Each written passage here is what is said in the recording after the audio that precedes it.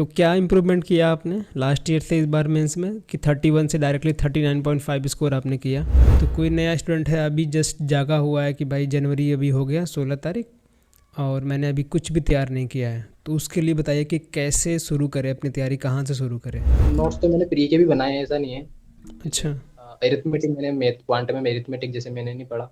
Hello everyone, welcome to Agro Academy. So guys, आप सभी का स्वागत है एक नए टॉप प्रोडक्ट्स एपिसोड में।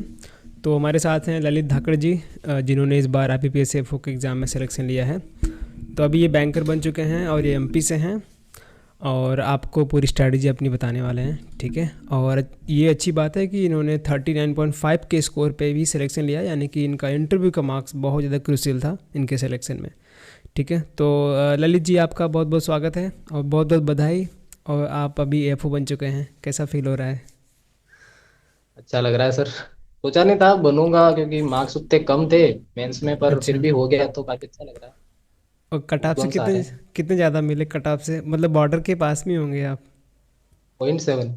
0.7 के मार्क्स से? भाई साहब, पॉइंट आप सेवन है मेरा। जैसा जिस तरीके से कट ऑफ बढ़ा है इस साल, तो ऐसे ही बच्चे, आप इसके लिए बुरा मत मानिए कि बहुत कम मार्क्स गए, क्योंकि बहुत सारे बच्चों के स्कोर इसी के अराउंड है। कोई 0.5 के मार्क्स से ज़्यादा हुआ है, कोई 0.7 जैसे आप हुए हैं उसके 1-2 नंबर से ज़्यादा कट ऑफ से हुए हैं, तभी सिलेक्शन हुए हैं। टॉपर्स का मार्क्स हटा दो आप, बाकी बच्चे ऐसे ही बॉर्डर पे ही अपना इस बार क्लियर किए हैं। जितने भी तो मेरे फ्रेंड्स भी हैं, मैंने सबसे पूछा है तो हाँ, अराउंड 72, 70, 71 यही नंबर ज्यादातर लोगों के। यही नंबर जा रहे हैं ना। हम्म। ओके। तो जो अभी कटाव बढ़ रहा है जिस तरीके से और वैकेंसी नहीं आ रही है, तो आप फ्यूचर क्या देखते हैं एफओ का? मैं आपके पॉइंट ऑफ व्यू से जानना चाहता हूँ। फ्यूचर सर, ये डर तो मैंने जब लास्ट ईयर मेरा नहीं हुआ था, पिछले साल वैकेंसी भी बढ़ गई थी, मुझे तो ऐसा लग रहा था कि शायद ये इस नाइन बार ना 950 जो वैकेंसी थी ना, हाँ यही हाँ हाँ। लास्ट रहेगी। अब अगले साल आई ही ना, क्योंकि वो डर तो लगता है बैंकिंग में क्या थोड़ा प्राइवेटाइजेशन वगैरह भी हो रहा है। हाँ तो हाँ हाँ। पता नहीं आए नहीं आए, डर तो था पर फिर भी आ गई। हो गया। हम्म। फ्यूचर का तो सर क्या ही नहीं, कह सकते एफओ हैं की बैंक के ऊपर। वैकेंसी तो फिल होती रहेंगी आगे चल के भी, लेकिन प्रॉब्लम ये आती है कि जिस तरीके से बैंक वैकेंसी देकर विड्रॉ कर ले रही हैं, तो इसलिए थोड़ा ट्रस्ट ख़त्म हो जाता है बच्चों का कि यार तैयारी करें कि ना करें। ये और भी कटाव वो भी बढ़ा वैकेंसी रहे वाला हैं, इसके लिए और दिक्कत। Cut off sir. Last year भी दिया था मैंने। लास्ट ईयर 58 कट ऑफ था। मेरे अच्छा। 56 पॉइंट थे, मतलब 1-1.5 नंबर कम था। ओके। तो लास्ट ईयर कितने अच्छा मेंस में है। थे आपके? लास्ट ईयर मेरे मेंस में थे 31.5।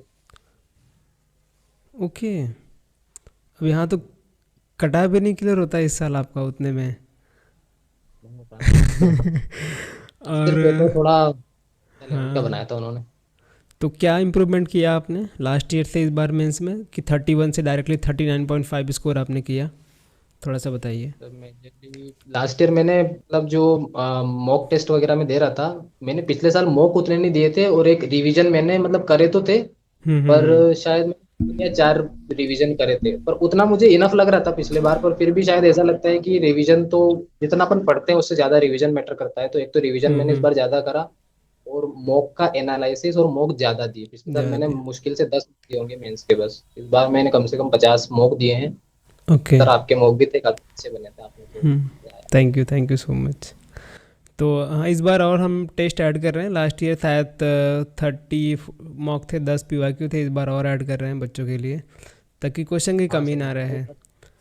तो 30 में से और सर मैंने 25 तो मैंने करे थे अटेम्प्ट, उसमें से अच्छे लगे सर मुझे, अच्छा 30 मेरे अच्छा। बहुत से। और जैसे रिवीजन पे बात किया आपने, तो कोई कुछ आपने इसमें किताबें भी इंक्लूड किया था कि नोट्स ही आपने पढ़ा था सिर्फ, मतलब मैं जब कोचिंग से के पढ़ना नोट्स? स्टार्ट करा था ना मैंने रावे से, हम्म। तो मतलब पहले मैंने जो नेमरा सुंडा बुक वगैरह आती है उससे पढ़ना स्टार्ट करा, पर मुझे वो उतना फील नहीं आ रहा था, क्योंकि मैंने कभी उस टाइप से पढ़ाई मैंने कभी करी नहीं। मैं पढ़ाई मेजरली खुद के किताबों से? नोट्स बना कर ही अच्छा अच्छा लगता था। तो मैंने मतलब नेमरा सुंडा भी पढ़ता था, या कोई लेक्चर भी देख रहा हूँ तो मैं खुद के नोट्स बनाता था। नेमरा सुंडा कंटेंट भी अपने नोट्स में ऐड करता था, या उसके हम्म। अलावा भी कुछ कंटेंट जो टीचर पढ़ा रहे हैं या उस टॉपिक के अराउंड जो नहीं मिल रहा है, तो मैं यूट्यूब से सर्च करके अपने नोट्स में ऐड करता था। उस वजह से मेरे नोट्स बहुत अच्छे बन गए थे, तो मेजरली मैंने हम्म। नोट्स से पे ही focus करा।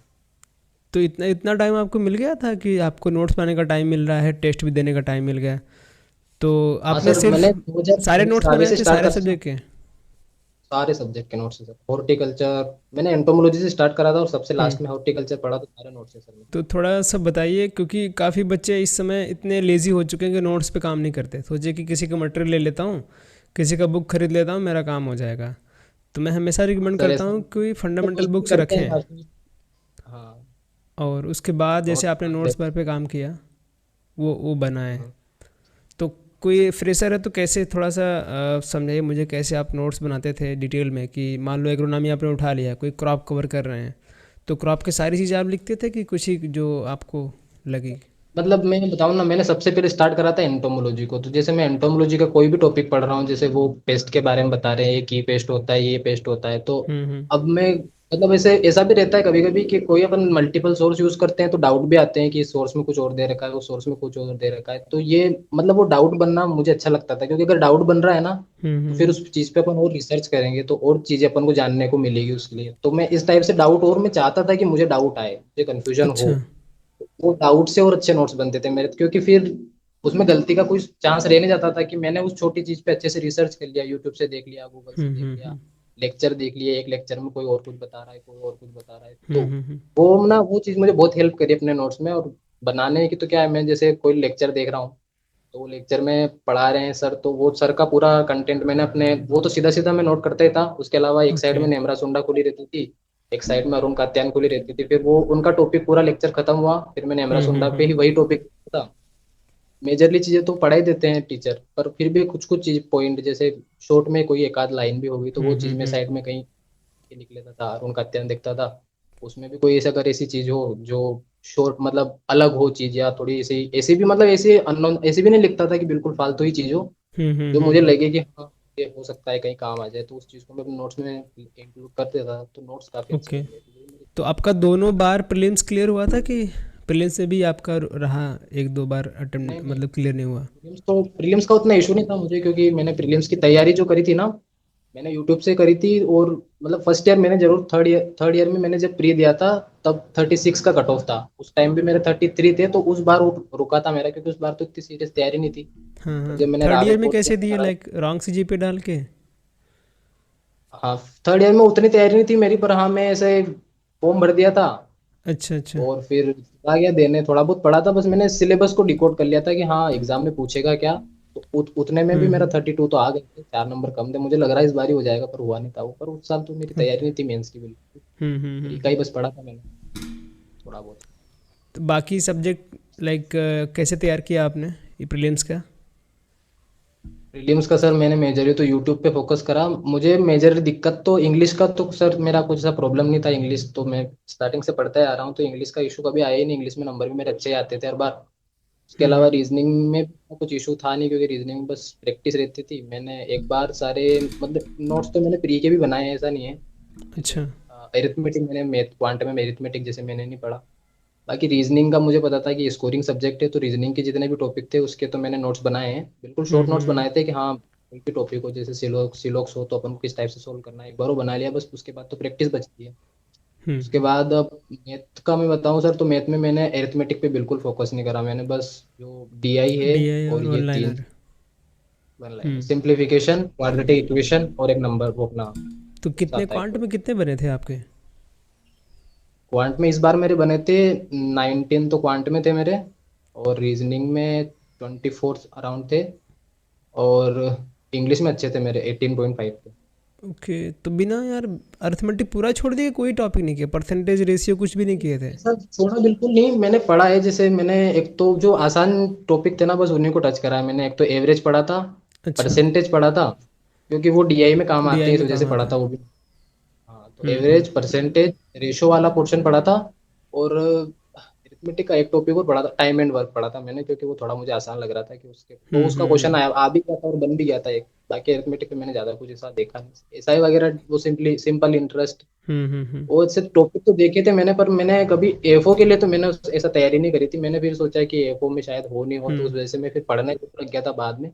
और जब मैं एफओ का प्रिपेयर कर रहा मैंने प्री का, तब तो मैंने अरिथमेटिक उतना बिल्कुल भी नहीं पढ़ा, मैं कह सकता हूँ। हम्म। परसेंटेज, रेशो, वो तो डीआई में क्या एवरेज, ये होता तीन। है कि डीआई में ये होता है कि यार बना बना, नहीं तो नहीं बना। तो इतना पक्का कैसे कर लिया आपकी डीआई मेरी इतनी स्ट्रांग कर लूँगा कि अरिथमेटिक टच ही नहीं करना पड़े फिर भी 18 मार्क्स कम नहीं होते?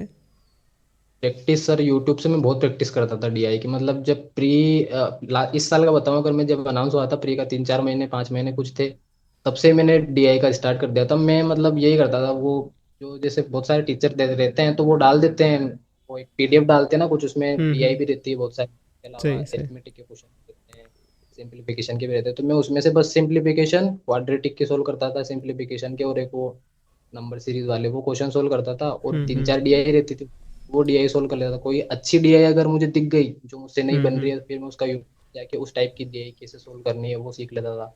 तो डीआई मैंने काफ़ी स्ट्रॉन्ग कर ली थी। ओके।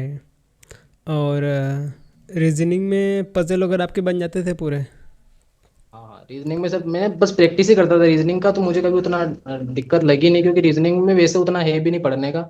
बस एक बार अगर अपना सिलेबस क्योंकि कवर हो गया तो बस प्रैक्टिस मैटर प्रैक्टिस ही रखता है। करती हो जाती। तो मैंने प्रैक्टिस तो काफ़ी करी है सर, क्वांट और रीजनिंग की करी है। बाकी इंग्लिश में तो थोड़ा बहुत पढ़ा और हो गया इंग्लिश में issue तो नहीं। कोई प्लेलिस्ट बता दो, कोई प्लेटफॉर्म बता दो प्रीलिम्स के लिए जो आपने फॉलो किया। सर क्वांट का मैं बताऊं अगर, तो मैंने कौशिक मोहांती सर कौशिक हैं, मोहंती सर, हाँ। कौशिक मोहांती सर, उनका मैंने फॉलो करा था। उस सिंप्लीफिकेशन का उन्होंने वीडियो बना रखा है, मतलब उन्होंने अच्छे अच्छे बना रखे, 5-5 6-6 घंटे के वीडियो हैं। मैंने वो पूरे अच्छे से करे, तो उसमें उन्होंने एडवांस सेक्शन भी करा रखा है। एडवांस सेक्शन मैंने नहीं फॉलो करा था उनका, जो बेसिक उन्होंने पढ़ा रखा है 3-4 घंटे में, उतना मेरा, उतने में हो जाता है मेरा। अपना एफओ का जितना लेवल है वो उतना में शायद हो जाता है। वो सही। एडवांस तो शायद वो पीओ लेवल का है, तो उतना करने की जरूरत भी नहीं है अपन को। तो क्वांट तो मैंने कौशिक मोहांती सर से ही करा है, और रीजनिंग मैंने सर पीडब्ल्यू पे सचिन सर है उनसे पढ़ी थी। अच्छा। और इंग्लिश तो सर वो निमिषा बंसल मैम, निम्स। उनके कुछ लेक्चर देखे थे बस, वो 120 रूल्स वाले, बाकी उतना कुछ नहीं पढ़ा इंग्लिश। ओके, तो आरसी वगैरह डेली सॉल्व करते थे आप? नहीं सर, रीडिंग मैं न्यूज़पेपर पढ़ता था, पर इतना अच्छा। सोल वोल कुछ नहीं करता। Okay okay. तो मतलब सही है, प्रीलिम्स भी आपने खुद से पढ़ के निकाला है, और आपने बताया कि नोट्स भी आपने प्रीलिम्स का बनाया था। तो मुझे हाँ लगता है नोट्स कि भी बना। जेन्युइन जो प्रिपरेशन होती है, एक कोई भी एग्ज़ाम के लिए स्टूडेंट करता है तो अपना नोट ज़रूर बनाता है। यही मैं बोलना चाहता हूँ जो लोग बिगिनर्स हैं। अब ललित ने स्टार्ट कर दिया था अपना थर्ड ईयर से तैयारी, तब इनको प्रीलिम्स में दिक्कत नहीं आई। अगर आप अभी से सोच रहे हैं कि मुझे प्रीलिम्स में लेके चलना है, मेंस में लेके चलना है, कॉलेज से जस्ट पास आउट हुए हैं, तो आपके लिए डिफ़िकल्ट हो सकता है थोड़ा सा। अगर आप उतना टाइम दे पाएंगे तो आप मैनेज कर ले जाएंगे। तो मेंस पे आते हैं ललित, थोड़ा सा और सब्जेक्ट वाइज स्ट्रेटजी बताइए मुझे कि किस सब्जेक्ट कितना टाइम दिया आपने, कौन सा आपका स्ट्रॉन्ग था, किस पे आपने फोकस किया, उसके बारे में। सर एग्रीकल्चर सर मैंने मतलब रावे से स्टार्ट करा था पढ़ना, तो एफओ का तो मैंने प्री का उस टाइम नहीं करा था स्टार्ट। जब मैंने करा था मैंने एंटोमोलॉजी से स्टार्ट करा था, और सबसे लास्ट में अच्छा। मैंने हॉर्टिकल्चर पढ़ा था, क्योंकि मुझे लगता है हॉर्टिकल्चर की चीज़ें थोड़ी ज़्यादा रहती डिफिकल्ट याद याद रखने में। सिर्फ याद जैसे ही जैसे करना है वहाँ मैंने पे, जब हाँ। शुरू करा था मैंने, तो मैंने इस टाइप से करा था कि उन चीज़ों को पहले पढ़ लेता हूँ जो आसान है, डिफिकल्ट चीज़ों को बाद में रखता हूँ, ताकि एग्जाम टाइम पे मुझे याद रहे। हाँ। पता नहीं, शायद ये स्ट्रेटजी अलग भी हो सकती है, कुछ लोगों का ऐसा सोचना है कि डिफिकल्ट पहले पढ़ लेता हूँ ताकि अच्छे से याद हो जाए, पर शायद मैंने उल्टा सोचा, पर ठीक है वो भी अच्छा था। तो मैंने ओके। एंटोमोलॉजी सबसे पढ़ा, जो मैंने बताया है आपको कि पहले मैं लेक्चर देख लेता हूँ, फिर अलग अलग सोर्सेज से भी अपने नोट्स में कंपाइल कर देता था। फिर एंटोमोलॉजी के बाद एक टॉपिक पढ़ता गया, जैसे एंटोमोलॉजी पढ़ा, फिर पैथोलॉजी पढ़ा। और हाँ, रिलेटेड होने, जैसे एंटोमोलॉजी के साथ पैथोलॉजी पढ़ना तो चीज़ें इधर उधर थोड़ी मिक्सअप हो जाती है। उसके बाद एग्रोनॉमी पढ़ा, फिर प्लांट ब्रीडिंग पढ़ा, जैसे इकोनॉमिक्स एक्सटेंशन ये मैंने अलग रखा, उनको अलग से पढ़ा।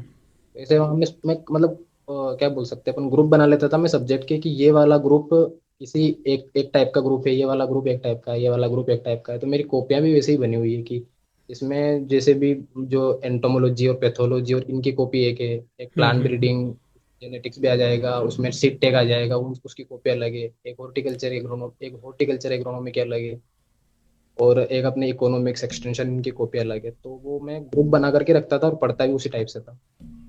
ओके।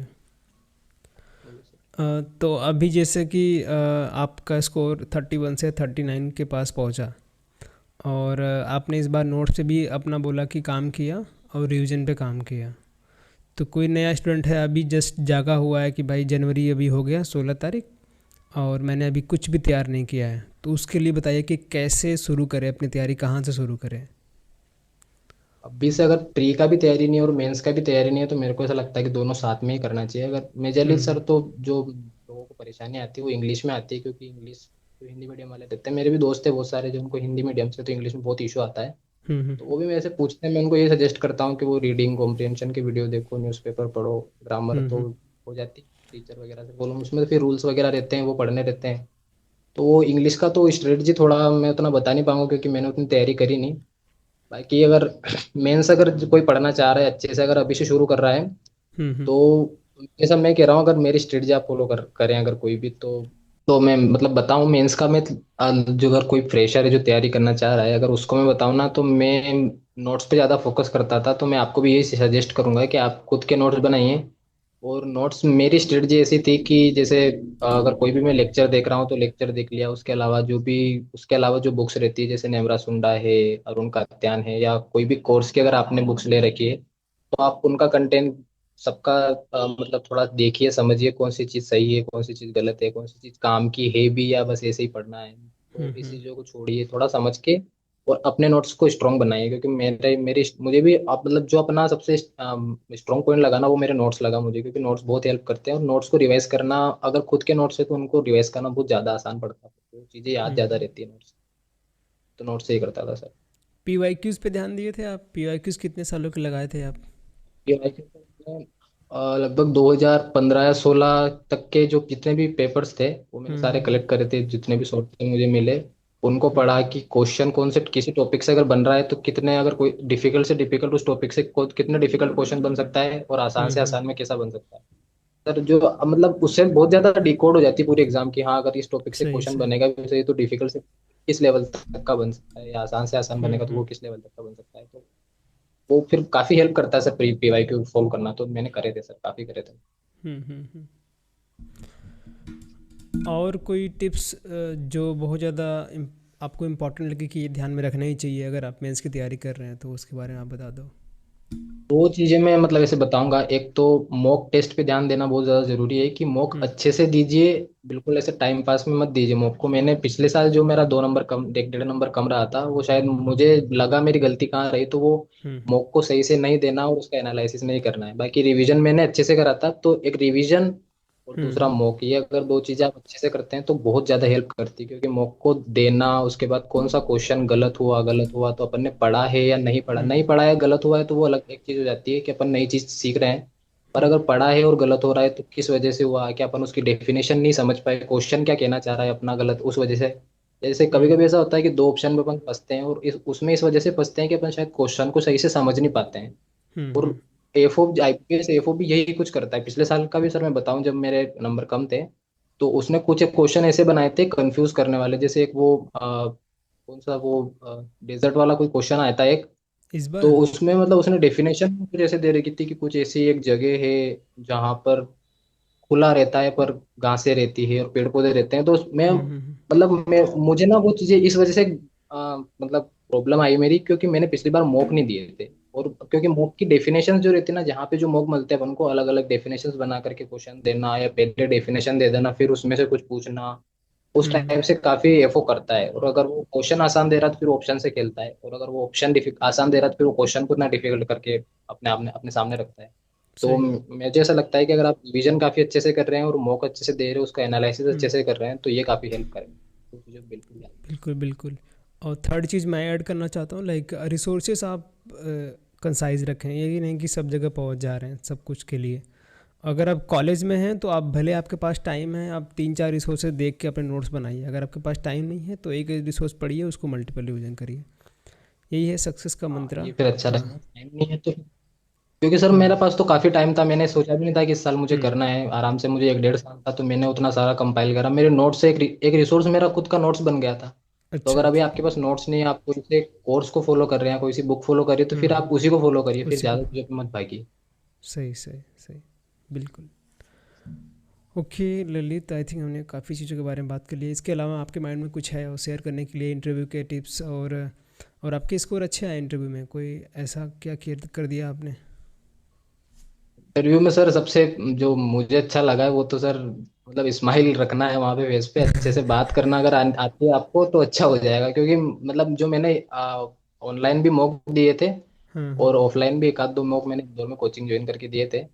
तो सब जगह मुझे यही बताया बस कि आप थोड़ा हंस के बात बात करिए, थोड़ा स्माइल रखिए, क्योंकि वो नहीं रहता है। और किस टाइप से बोलना है, तो देखो एग्रीकल्चर में अपन सब चीज़ पढ़ते ही हैं, अपन ने मेंस के लिए इतना सारा पढ़ा है, तो कुछ एक्स्ट्रा चीज़ नहीं पूछ लेंगे वहाँ पे। इस बार का मॉक थोड़ा ज़्यादा उन्होंने ऐसे पूछा था, पर इतना हम्म। कुछ नहीं पूछते हैं वो। मेजरली पूछेंगे तो एग्रीकल्चर के बारे में पूछेंगे, स्कीम्स अपन पढ़ते ही हैं, केसीसी अपन पढ़ते ही हैं। अच्छे वर्ड्स यूज करके बात करना शुरू करिए, या आप कहीं मौके दे रहे हो तो वहां पर भी अच्छे से, अगर अपन डेली रूटीन में अपने वो लैंग्वेज आ जाती है कि अपन अच्छे से बोल पा रहे हैं, अच्छे से कर पा रहे हैं, तो वो इंटरव्यू में बहुत हेल्प करता है। सही सही, बिल्कुल सही है। आई थिंक हमने काफ़ी चीज़ों के बारे में बात कर ली है ललित। और वंस अगेन आपको बधाई। अब ट्रेनिंग वगैरह के लिए जाइए। अब कौन सा बैंक आपने मिला, बताया नहीं आपने? इंडियन बैंक मिला है सर, अभी इंडियन पता बैंक। कर रहा है, शायद अप्रैल से होगी ज्वाइनिंग, तो पता नहीं, वेट ही ओके। अब तो मजे हैं 2 महीने। 2 बजे महीने। ठीक है ठीक है, okay brother, thank you so much. And इसको यहीं पे एंड करते हैं। Okay, thank you sir.